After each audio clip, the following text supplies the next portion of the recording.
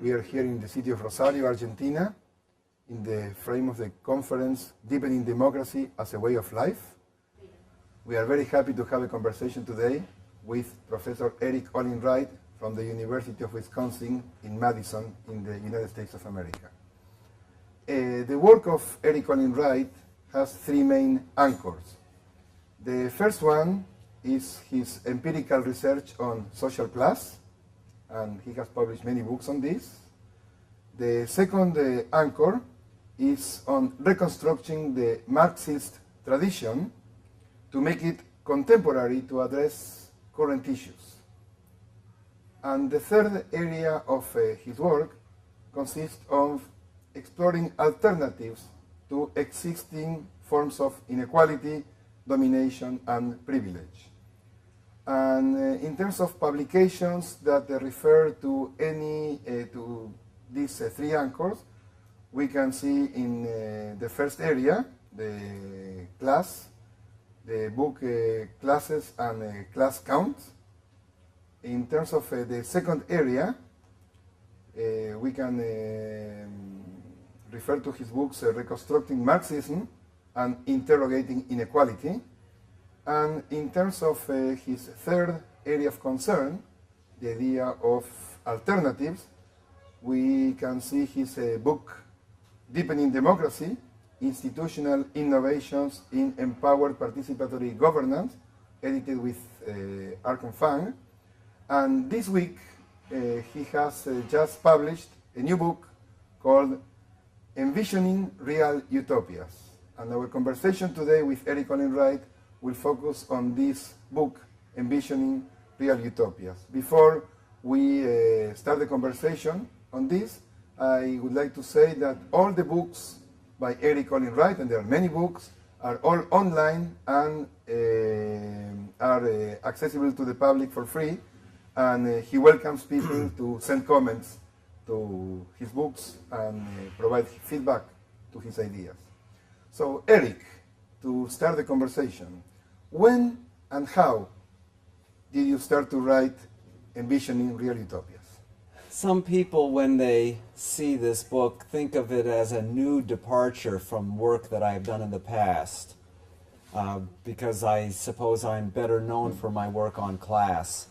But actually, this work on Real Utopias goes all the way back to the period before I was a PhD student. In 1970, which was the year before I started my PhD program in sociology, in 1970, I organized a student seminar with a number of other students that was called Utopia and Revolution. This was at the height of the student movement in the United States. The idea of a counterculture and of new possibilities was in the air. Everybody was thinking about how we could make a better and different world. So I organized this seminar called Utopia and Revolution. And in a spirit of energy and enthusiasm, I recorded every session of the seminar and typed up a transcript which I gave to my fellow students so we would have a record of what we were saying 40 years ago, 1970. I didn't look at that transcript until a couple of years ago when I was in the midst of writing this new book, Envisioning Real Utopias, and therefore could see what I had to say on these themes when I was in my early 20s, rather than now when I'm a bit older than that, in my early 60s.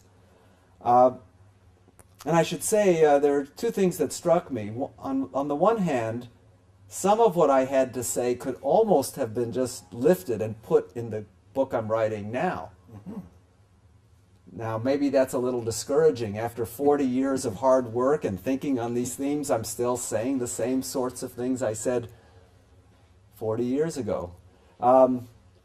Even then, I had as a central idea that we shouldn't think of real utopias as blueprints, but as processes, as principles, and that it was only through experimentation and creativity that the actual transformations would occur, not through formulas that we knew ahead of time. So even then, I had that core idea, which is certainly very present today. But many other things, of course, were different. I think I have learned a little bit in the last 40 years. Well, this is a long answer to your question. I began thinking about this even before I began studying sociology and working on my PhD. Well, then what happened is the following year, I entered graduate school in sociology at the University of California. Very quickly got deeply involved with a group of Marxist students and faculty who were engaged in the problem of rethinking the Marxist tradition in order to make it relevant and powerful, both for academic purposes, so it would actually function well as a theory within university work, but also more relevant for the world. And that helped me see the connection between my earlier concern with revolution and utopia and scholarship, that these really could fit together as a big lifetime project. But in graduate school, I also became involved in empirical work. And at that point, it seemed like the best work to focus on was the problem of class, both because of its importance for the question of thinking about alternatives, and because of its importance for sociology as a discipline. So class was a way for me to combine my two concerns. I was a young sociologist. I needed to publish and establish myself in the profession, but I wanted to remain connected to these broader issues. Initially, I thought I would only work on class for 3 or 4 years. I would do my dissertation and the first publications after I became a professor, but I wanted to get back to the themes of utopia, transformation, alternatives. It ended up taking me almost 20 years to finish the work on class. I kept working on it and reworking it and doing new things. So it wasn't really until the early 1990s that I finished this large project on class analysis that I began as a graduate student, and could turn my attention to other things. At that point, the Berlin Wall had just fallen, the Soviet Union had disappeared, and we were in a new, uncharted political and ideological world for people thinking about alternatives. The old models clearly were not viable, and there was a general feeling for people on the left that we needed new visions, we needed new models. In the early 1990s, I began this project, the Real Utopias Project, exploring different themes around the problem of how to imagine and think about alternatives to existing institutions. In the roughly around 2002 or 2003, after I published Deepening Democracy, I then began to feel I needed to write an overall framework for this project. Rather than having the project just be on specific institutions, I needed a framework that would tie them all together. And that was really the beginning of writing Envisioning Real Utopias. I would say then I've been really working intensively on this book for 6 years, maybe 7 years. By around 2005, I had a preliminary draft of the book. I had the core chapters written. At that point, I put those chapters on my website and invited people to write comments on them. And I also decided from that point to say yes whenever I was asked to give a talk or visit a university or give a seminar and so on about the book. My plan was then to discuss it with as many people in as many different places as I could, and to revise the book in the context of these endless conversations with interesting people who sometimes they would have read chapters, sometimes not, but they would provide a dialogue to explore the ideas. In a few places, I was invited to come for a week, sometimes 2 weeks, and have a series of seminars where the participants all read the chapters, and we discussed them one at a time. Between 2006 and 2009, when I finished the manuscript, I gave over 50 talks and lectures in 21 different countries, ranging from China to South Africa to Norway to Argentina. I was in Argentina in 2007 and gave several lectures and seminars in Buenos Aires, which were very intense and extremely interesting. And indeed, I did revise one crucial chapter after my conversations in Buenos Aires. A group of students in Buenos Aires were so enthusiastic about discussing this matter with me that the following year, when I was back at Wisconsin and teaching a PhD seminar on this theme, Envisioning Real Utopias, they organized a parallel seminar in Buenos Aires, and every Wednesday evening we had a joint seminar with a video conference between Buenos Aires and Wisconsin, where these 6 students in Buenos Aires and my 9 students in Wisconsin would all join in a collective discussion on what was then the final, full draft of the book. Beautiful. And each week we discussed one chapter. And at the end of the semester, I found funding to fly all the students from Buenos Aires to Madison for a weekend retreat in the countryside to have both a celebration and a really intense discussion of the whole semester's work. This book then, although it is true, I was the person whose fingers were on the computer keyboard and wrote the words. For this book, it is absolutely the case. It was produced through a social process. I don't want to say my role is just the passive receptacle for communication from others. No, I, of course, was very actively engaged in the dialogue. An individual human person has to be at the center of a process like this. But I could not have produced a book that is as good as this one is, I hope. I think, from my point of view, this is as good a book as I've ever written, and I think it's a good piece of work. But I couldn't possibly have written something as good as this without these several years of intense global conversation on its themes. So the book, in a way, I think in its process reflects part of what I'm talking about when I speak of real utopias. Because what I mean, the core values are about democracy, equality, sharing, universalism. And the book was produced as much as I could in a process that reflects those values. Well, it was a long process. It was a nice process of engaging people in the writing of the book. And today we're celebrating it, and we want to congratulate you for finishing the book and publishing it.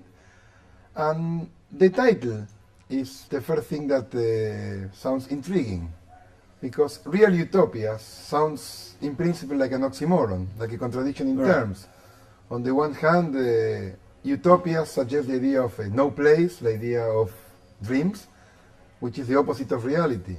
So how do you reconcile this idea of real utopias? Of course, the choice of the 2 words was meant to be a kind of provocation. It's meant to be a puzzle. How can utopias be real? The idea of the couplet, of bringing these 2 together, is to take both sides of the couplet absolutely seriously. That is, to take the problem of how do you make institutions that really work, that are sustainable, that produce the kinds of effects that one wants.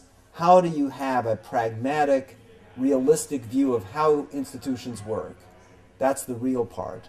And the utopian part is, how do you remain true to your deepest aspirations for a more just and humane world? A world, as I like to say, in which the possibilities for human flourishing are extended to everyone, not just to a privileged elite. So there's the emancipatory aspiration, which is dear to the heart of many people, which I think we must remain faithful to and not see as merely fantasy. But on the other hand, we have to deal with the realities of practical institutions. That is an unresolvable tension, but it's a tension that we must embody, I think, in our practical work. And to have, therefore, a continual dialogue back and forth between the values which tell us when we're moving in the right direction and the practical institution building which tells us how to move at all. I see. Can you give us some examples of real utopias? Yes, the world is filled with good examples, and some of the best examples are very close to where we are having our conversation. One of my core examples in the book originated in the city of Porto Alegre, the participatory budget system, which has been copied in many places, including Rosario, one of the places in Argentina where the participatory budget has taken root and is now part of the way in which city budgets get generated. The idea of a participatory budget before it happened would have been thought of as an unrealistic possibility. Imagine, can you have a city of 1 million or so people in which the main aspects of the flexible part of the budget, that is that part of the budget which you can actually decide about, the main priorities are decided by ordinary people meeting and discussing what their priorities are, what are the most pressing needs. Is this possible in a big city? How could you do it? Well, it wasn't easy. It was an experiment. Initially, it was a failure, and they worked on it and modified it to the point where a practical institutional device for bringing ordinary citizens into the process of designing the priorities for a city became possible. Yeah, budget was supposed to be the particular domain of experts before Absolutely. that. So Porto Alegre demonstrated it was possible, and cities like Rosario demonstrated it was copyable. That is, there was actually a model here, not just a peculiarity for some odd little place like Porto Alegre, but a model. The participatory budget is now widely used in many cities, some badly, sometimes it's a miss. Over 1,000 cities. Right. Yeah. And in some places, a terrific success. So participatory budget would be one kind of example of what I mean when I talk about real utopias. But there are many other sorts of examples that we can talk about as well. So, in practical terms, to move from the reality that we have today to these real utopias, we have to deal with issues of power. How do you conceptualize power in your model of real utopias? Okay, so the task I faced when I began writing Envisioning Real Utopias was to propose a general way of thinking about this problem that would be general enough that people would be able to locate their own practical activities with respect to this general approach to the matter, including activities which I myself hadn't thought about. That's what it means to have a good framework, that it helps other people organize their own work rather than simply being a catalog of work that I've already done. And as I worked on this problem, it became clear to me that the very center of the question of transformation is the problem of power. Power concerns the ways in which different categories of people control different sorts of resources that enable them to accomplish things in the world. I have a fairly straightforward concept of power. Power is one of these ideas in social theory that sometimes gets too obscure. Its power is everywhere. It infuses the pores of society. Often I think it becomes an unhelpful concept because it becomes too vague and too abstract. The concept of power I use has at its core the notion of the capacities that people have to accomplish things in the world. You have a lot of power if you have a lot of capacity to do things. You have little power if you have little capacity. Then the key move, the key sort of theoretical idea for my specific framework was to say, with respect to organizing economic activity, the kind of core production and distribution of goods and services to meet human needs, what we call the economy, there were three crucial forms of power that are available to people. These can be called economic power. That's power that's based on the way you control economic resources. State power, power that's based on your ability to control rules and enforce them. And what I call social power. That's a less familiar term, but by social power I mean power that comes from your ability to organize people for voluntary collective action, your ability to persuade people. You can think of these in a simple way as in the following simple way. You can get people to do things by bribing them, by forcing them, or persuading them. Social power is the power that comes from your ability to persuade people to cooperate, to do things together. Now, what I mean by social transformation towards a world in which human emancipation becomes possible is a world in which the main form of power by which society gets organized is social power, not economic power or political power or state power. That is a world in which we collaborate with each other because people talk to each other and persuade each other to join forces to cooperate. A world in which social power is the main form of power is a world that would also be much more egalitarian and much more democratic, because the core of democracy is the capacity to persuade people rather than force them or bribe them. So economic systems combine in different ways economic power, state power, and social power.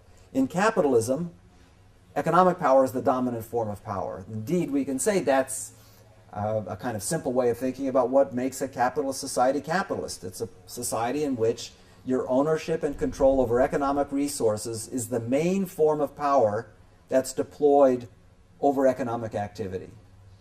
In the Soviet Union, state power was the central form of power. The control over the ability to enforce rules was the central form of power that organized economic activity. In a socialism, that is, in a socialism defined by its social content, social power would be the central form of power through which economic activity gets organized. I call then socialism a society or an economy within which social power is the principal form of power. Now, this does not mean that economic power and state power disappear in a socialist organization, a socialist economy, but rather that state power and economic power are subordinated to social power. The word democracy is the word we use for the subordination of state power to social power. When we say democracy is ruled by the people, what we mean is that the people, organized in voluntary association with each other, are able to control the use of state power. That's what democracy means, the subordination of one form of power to another, of state power to social power. If democracy is the name for the subordination of state power to social power, then socialism is the name we use for the subordination of economic power to social power. Or to say it in a somewhat different way, what a socialist economy is, as I am posing it in this book, is an economy which is democratic through the subordination of the state to society and is social in the subordination of economic power to society. Socialism, therefore, is inherently a democratic economy. What the Real Utopias framework then, what I propose in the book, is a way of thinking about how we can strengthen social power within this configuration of institutions that always combine social power, economic power, and state power. Do you think it's possible to have this democracy under capitalism? Capitalism is a peculiar kind of social structure. On the one hand, I think it is certainly the case that certain aspects of democracy have been facilitated by capitalism relative to earlier forms of economic structure. In the world today, the most developed capitalist countries all have some variety of democracy in them. On the other hand, I think democracy inherently limits, capitalism inherently limits democracy. Capitalism at its very core contains a set of institutions which ensure that democracy remains limited. Above all, the powers and rights that we associate with private property are fundamentally opposed to democracy. Let me just give a very trivial example. When a capitalist firm decides to close and move its production to another part of the world, this can have devastating effects on the lives of people in the community where the firm was previously located, both for the workers who worked in the firm and for other people whose livelihoods and ways of life depended upon the stability of employment in the factory which has now closed and moved. Now that decision is made on the basis of the private interests of the owners of that firm. All they have to worry about is it good for me? And yet the consequences of their decisions massively affect the lives of other people.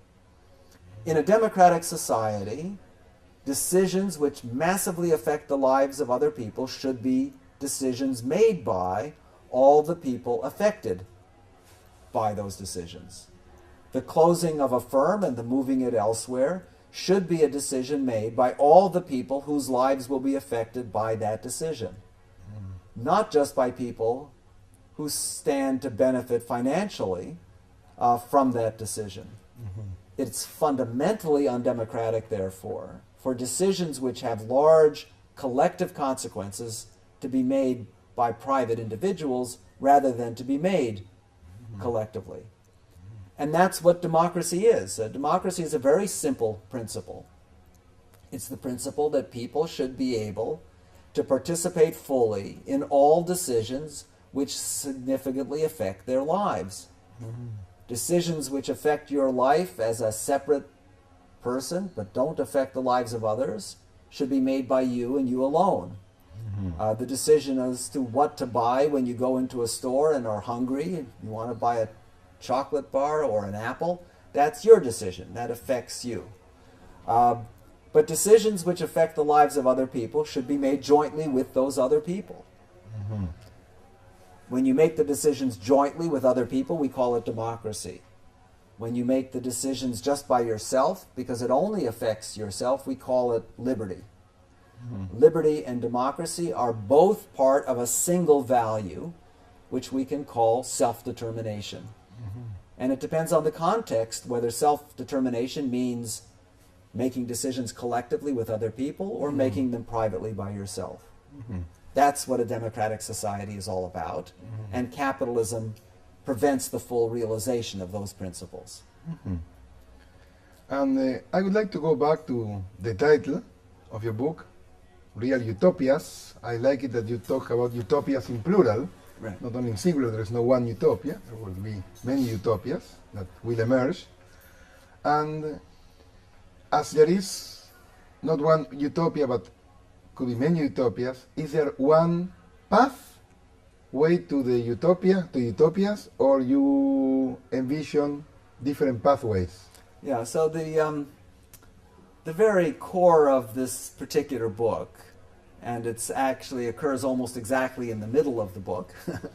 So I build up to it in a dramatic fashion to set up this central chapter. And then after I have this central chapter, I play it out in other ways. So the central chapter is precisely about what I would call multiple pathways to social empowerment. So if the key principle is we want a society, an economy, within which social power is the dominant form of power, the question is then, what does that mean in terms of actual social change? And in the book I identify 7 different pathways through which social power can be enhanced.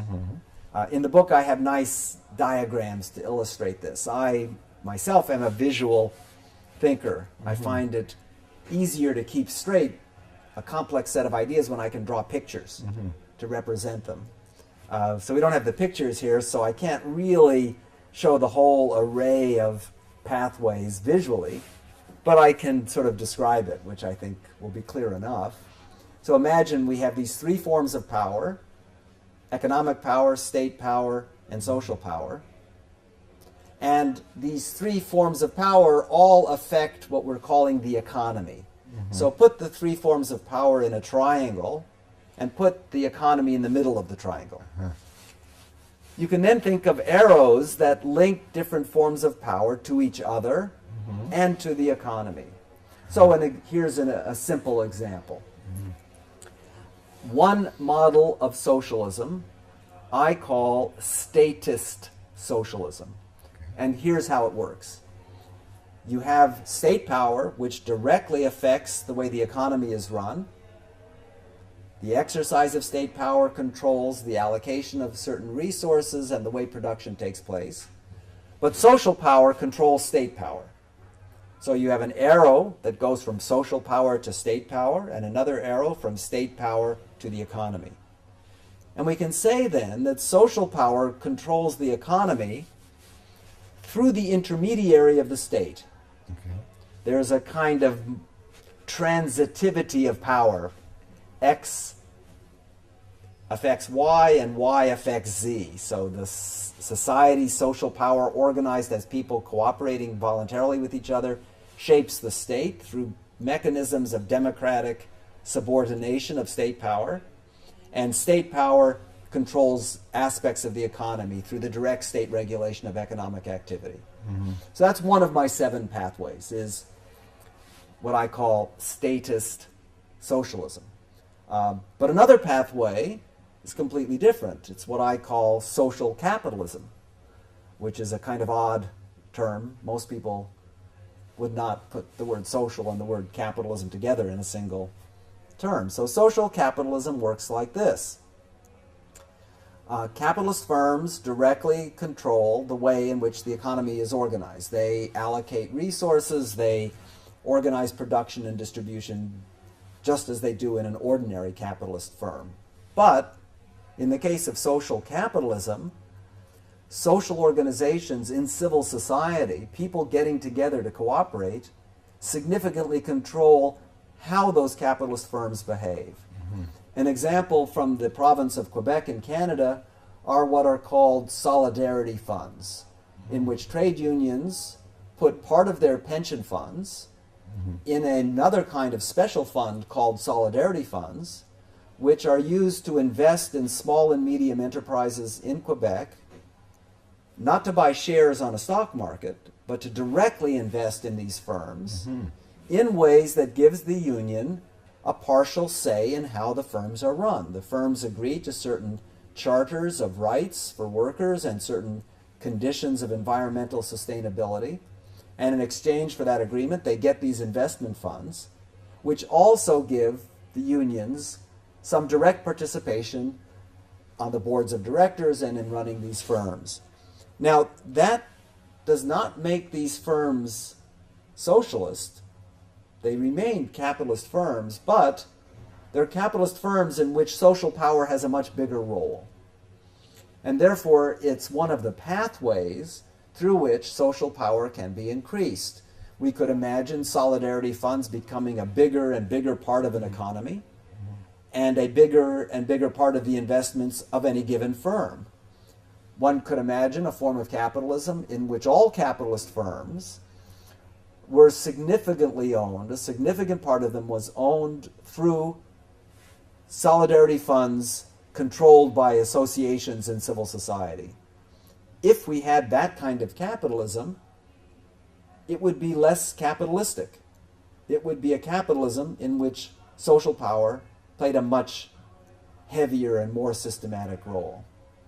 Well, those are two pathways I just described, two of the seven, statist socialism and social capitalism. The participatory budget in Rosario and in Porto Alegre, I describe as participatory socialism. That is, it's a pathway that combines the direct involvement of civil society directly over economic activity, over the allocation of resources to build certain kinds of public infrastructure. That's an economic activity. It combines that with the democratic control over the city council and the mayor's office and the way in which the city is directly involved in organizing those activities. So it's a kind of complicated double pathway, if you will, in which society affects the economy, partially directly through direct citizen participation, and partially indirectly through the local state. Well, those are three. There are a total of seven pathways, which are all interconnected. And the vision then is, if you move along all of these pathways, not just one, in different ways, you can gradually shift the balance of power within this overall configuration of power. You can shift it to one in which social power becomes ever more important and potentially then becomes the dominant form of power, where it sets the conditions under which capitalist power operates, rather than capitalist power setting the conditions under which social power operates. This relates to an old discussion on social change that has to do with revolution or reform, or the possibilities of achieving change through incremental changes. So in your book you talk about three logics of transformation. You talk about the rupturist logic, an interstitial logic, and a symbiotic logic. Can you explain what you mean by these three logics of transformation?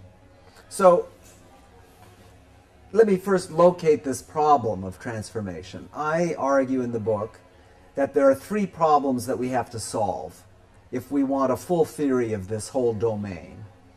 The first is what I call diagnosis and critique. The second is a theory of alternatives. And the third is a theory of transformation. And I like to use a kind of touristic metaphor or a voyage metaphor. Diagnosis and critique tells you why you want to leave the world in which you live. A theory of alternatives tells you where you want to go.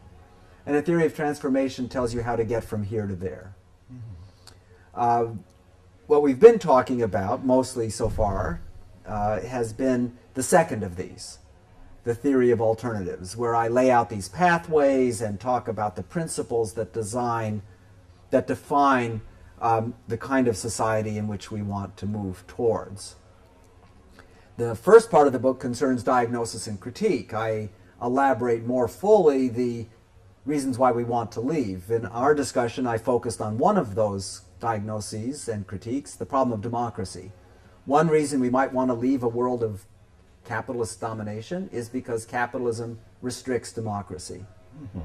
The third problem then is how to get there. Now that's a big problem. For some people, it's the killer problem. It's the problem which makes the whole discussion pointless because they feel there is no way to get there. We can talk about these alternatives as much as we like, but the power of existing elites and institutions is so strong and so totalizing that it blocks all possibilities, and that every strategy we might devise has some problem with it. We can call that radical pessimism. There is, in answer to the famous question, what is to be done? The answer is nothing is to be done. Now, it's always possible that that deep pessimism is right. It's possible that there is no way forward. I'm not the kind of theorist about these matters in which I can say with confidence, that is with certainty, that there is a way to move forward radically towards the destination which I've mapped out. In classical Marxism, one of its achievements, or its attempted achievements, was to build confidence in people that they did know in advance what the way forward was. People used to say things like, history is on our side. And that vision that history is on our side was basically a statement that however bleak and dark things seemed, eventually we would win because history was on our side. History, this powerful force operating behind our backs, was pushing the world forward in the right direction. A kind of social determinism. It's a kind of social determinism. Yeah. Now, I think myself that was fundamentally a kind of religious component to Marxism. And it did have a kind of millenarian quality. It sounds a little bit like what Christian fundamentalists say about the second coming of Christ. It had this kind of air of inevitability. And it was argued for largely on grounds of faith. That is, the arguments, when looked at carefully, really didn't hold up. Now, I consider my work very much embedded in the Marxist tradition, but that particular aspect of Marxism, that is, the aspect of Marxism that saw history as the unfolding of some process with a destination already given in advance, that particular aspect of the Marxist tradition, I think, simply is not satisfactory. It's not a valid way of thinking about this problem. And therefore, we need an active theory of strategy.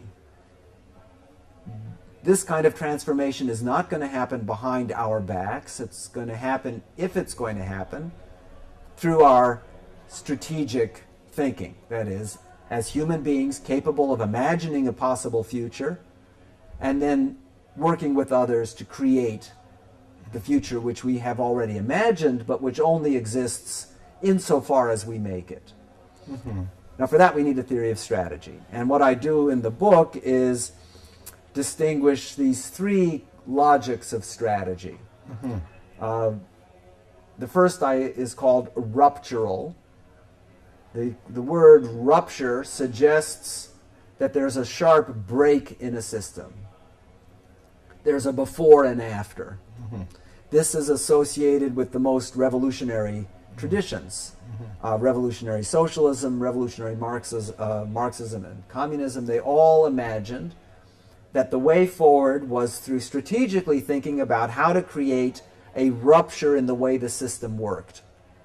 And the usual scenario for that was you capture state power and use the concentrated power of the state to radically break the dominant institutions, and then you build alternatives.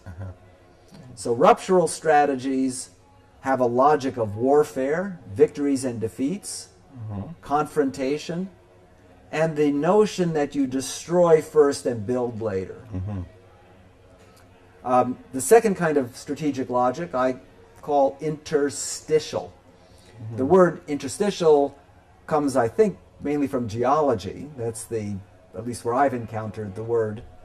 It's the sort of spaces and cracks that exist between the layers of geology that are laid down over time. In the context of a social analysis, interstices in a social system are all the spaces and cracks and contradictory places in a society where it's possible to violate the logic of the system as a whole, where you can build alternative ways of life, alternative institutions inside of the existing structures. What could be an example of that? So a classic example is the worker-owned cooperative. In the 19th century, Proudhon and Marx had an intense debate precisely over this question. Proudhon thought that worker-owned cooperatives were a way to go beyond capitalism. Workers would join together in cooperative firms. This would create a better way of life for them. It would eliminate exploitation. They would be able to retain their own products, of the surplus of their labor. They would learn how to cooperate with each other and to create a society of cooperators rather than of competitors. And gradually, the cooperative market economy would replace capitalism because workers would abandon capitalism for this alternative, given that it produced a better way of life for people, more security, more stability. Marx did not think that was plausible. We don't have to discuss now whether it was or wasn't plausible, but it would be an example of an interstitial transformation. And symbiotic? And the third type I call symbiotic transformation, or a symbiotic strategy of transformation. Symbiotic transformations are most associated with social democratic politics, or what one might say the left wing of social democracy. In symbiotic strategies, the idea is to use the dominant institutions, not to work outside of them, but to work inside of the dominant institutions in order to solve practical problems that exist in the world today, but to do so in a way that expands social power at the same time. It's a kind of Trojan horse strategy. That is, you collaborate with the enemy in order to solve problems which they recognize as problems. So you're actually making capitalism work better, but you're making it work better not on the terms of capitalists, but on terms that are favorable to workers, that enhance their power while making capitalism work better. Swedish social democracy is a classic example of that. The Swedish working class is extremely powerful, well organized, capable, because of its organizational strength, of disrupting capitalism.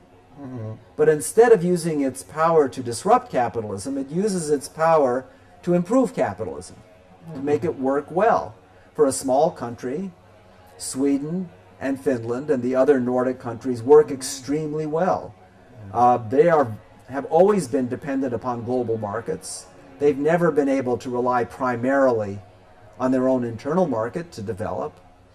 And yet they've done so in a way that has promoted equality and a pretty high standard of living, even for the least advantaged members of the Swedish working class. Well, that's an example of symbiotic strategies of transformation. You can think of these with respect to the state, that ruptural strategies have their slogan being "smash the state," interstitial strategies ignore the state, and symbiotic strategies are use the state. Now, my view is that taken by themselves, none of these strategies is very plausible. I mean, if you were to ask me, in a country like the United States today, do you think you can transform American capitalism into an egalitarian and democratic socialism through interstitial strategies? The answer is that seems pretty far-fetched.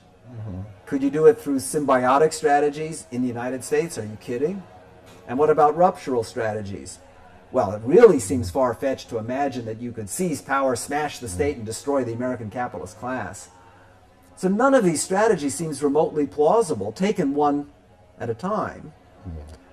On the other hand, if you think about them as part of a menu of strategies where you combine aspects of each, depending upon historical circumstances, where you build alternatives which open up spaces for future possibilities, and in which you then flexibly adopt both your strategies and your projects, what are the institutions you're trying to build, to take advantage of whatever the possibilities are, well, then it's less obvious that these could not cumulatively amount to a fundamental transformation of the foundations of the existing economic structure.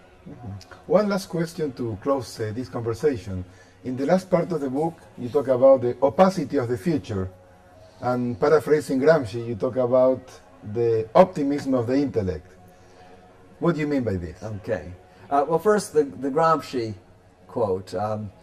one of the most famous quotes, I think, out of 20th century Marxism, Gramsci saying that the struggle for social justice requires optimism of the will, but pessimism of the intellect. Yeah. Now, I agree that we need optimism of the will. We have to have a kind of sense in our motivations that things are possible. That's the optimism of the will. But I also think we need an optimism of the intellect. That is, we need a set of ideas about the future that give us good reason to believe that things are possible. Yeah. Not just a sour, pessimistic view about possibilities in our intellectual life. And one view of the Real Utopias project is that it's an attempt at creating some theoretical and empirical foundations for an optimism of the intellect. Mm-hmm.